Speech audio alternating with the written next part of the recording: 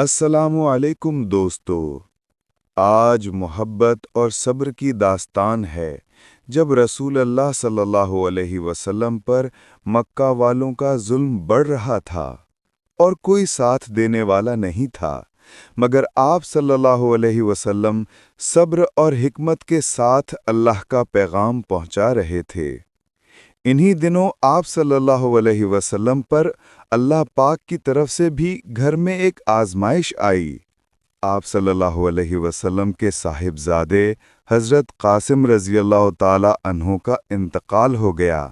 پھر کچھ عرصے بعد پھر حضرت عبداللہ رضی اللہ تعالی عنہ بھی بچپن ہی میں وفات پا گئے۔ یہ صدمہ ایک باپ کے لیے بہت بھاری ہوتا ہے، مگر رسول اللہ صلی اللہ علیہ وسلم نے آنکھوں میں آنسو لیے بھی صبر کا دامن نہیں چھوڑا۔ نبی صلی اللہ علیہ وسلم کے غم کے دنوں میں بھی کفار نے آپ صلی اللہ علیہ وسلم کو تکلیف دینے کا کوئی موقع نہ چھوڑا، خصوصاً قریش کا بدبخت سردار عاص بن وائل۔ وہ نبی صلی اللہ علیہ وسلم کے بارے میں کہتا، محمد ابتر ہو گئے ہیں، ان کا نام ختم ہو جائے گا۔ ابتر یعنی جس کی نسل نہ رہے، جس کا نام کوئی نہ لے۔ اس جملے نے صحابہ کے دل میں آگ لگا دی، مگر نبی صلی اللہ علیہ وسلم نے ہمیشہ کی طرح صرف اللہ کی طرف رجوع کیا۔ ایک رات جب رسول اللہ صلی اللہ علیہ وسلم تنہا عبادت میں مصروف تھے، آسمان کے دروازے کھلے، جبریل نور لے کر اترے اور اللہ تعالی نے اپنے محبوب صلی اللہ علیہ وسلم کے دل کو وہ خوشخبری دی جس کی روشنی قیامت تک جگمگاتی رہے گی۔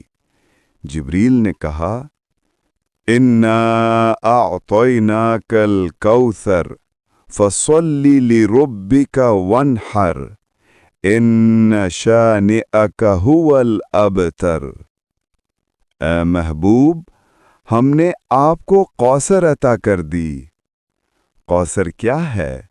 نبی کریم صلی اللہ علیہ وسلم نے فرمایا، جنت میں ایک نہر جس کا پانی دودھ سے زیادہ سفید، شہد سے زیادہ میٹھا اور مشک سے زیادہ خوشبودار ہے، یعنی بے شمار نعمتیں، بلند مقام، عزت، شفاعت اور قیامت تک بلند ہوتا ہوا۔